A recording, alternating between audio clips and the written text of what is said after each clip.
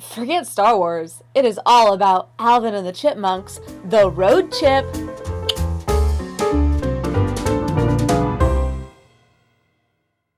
I feel really bad for any movie that decides to come out the same day as Star Wars. Really, you're just trying to kill yourself.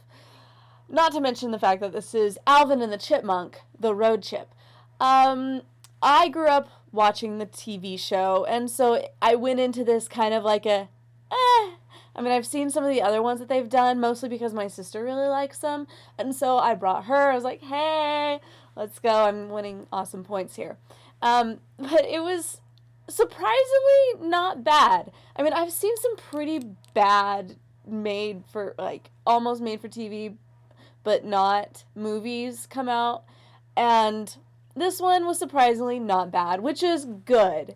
Yay, that's all we can ask for a movie that we want to take our kids or siblings or even, nieces and nephews to. The story is Alvin, Simon, and Theodore, the famous chipmunks, not to be confused with the Chipettes, who are obviously way more famous and way cooler. Through a series of misunderstandings, they come to think that Dave, their pseudo father, is going to get engaged to this one girl that he's been dating for a while and then dump them right after. Or worse, they could stay together and end up being with this terrible, awful stepbrother who really just wants to flush them down the toilet. Bad signs for the Chipmunks. So, of course, being Alvin and Simon and Theodore, they decide that they are going to go all the way from California to Miami to try and stop this. There's a lot of hullabaloo that goes along, and they end up getting kicked off planes and trains and automobiles and all sorts of fun stuff. So it's a fun thing. I mean, I was laughing pretty consistently at a lot of these little funny things that they threw in there. So that, for those parents, brothers, sisters, aunts and uncles that are taking kids, you're not going to be totally bored, and you're not going to be like, can I just have 2 hours of my life back? I mean, some of you still may be that way, but it's for the kids, and it's not going to be as bad as you think it is.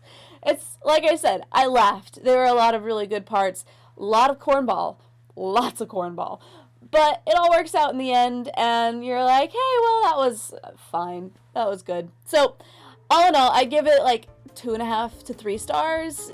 Given the situation, I'm going to say 3 stars, as far as hey, I can go to this and not be totally turned off the entire time I'm there. All right, so this is really pessimistic. I'm really not normally this way, but going in, it's just what you expect. Come on now. All right. Obviously, this is gonna take a hit towards Star Wars. I'm sorry, guys, but you'll probably week 2, week 3, maybe get around to this one. Until next time, my name is Chelsea Robson, and you are watching the Rotoscopers YouTube. Hey, one last thing. We do have lots of fun stuff coming up for our 2015 Best of show, which will be live on our YouTube channel on December 28th.